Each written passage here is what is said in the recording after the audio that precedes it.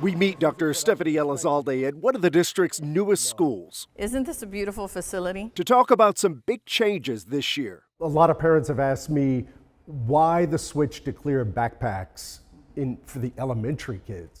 We don't want to wait for something to happen and then say, let's go to clear backpacks everywhere. Within weeks of Elizalde taking office last summer, the district adopted the policy for middle and high school students, and she's satisfied with the results. We've been able to read about stories about kids who thought, it's show and tell and I'm going to bring something, and it ends up being a knife or something more dangerous. If it's working, then should we wait for something to happen or should we be more proactive? You also sounded the alarm saying it was a state of emergency during this session to address teacher pay. It wasn't. Yeah, talk about a major wah-wah.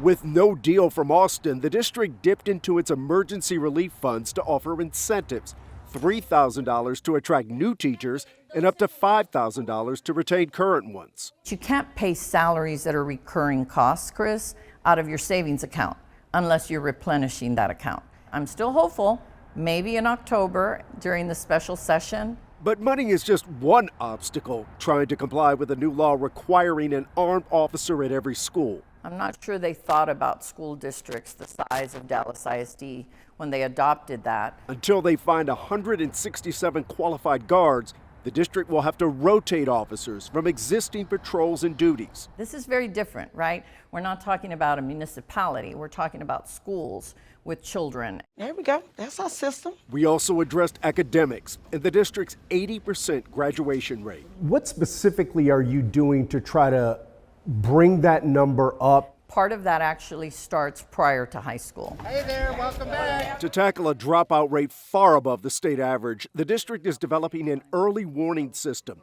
to track attendance patterns in younger grades. We're going to begin intervening earlier on as we begin to run how many kids have missed 2 days, how many have missed 3, how many have missed 6. She also wants to free up more time for teaching by adopting a comprehensive curriculum so they don't spend days working on lesson plans. One teacher told me the plan that she got was 20 pages long.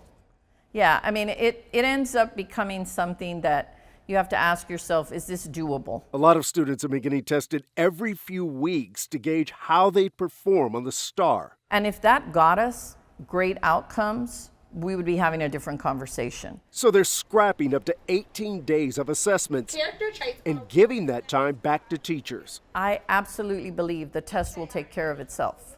And if that doesn't work, that's on me.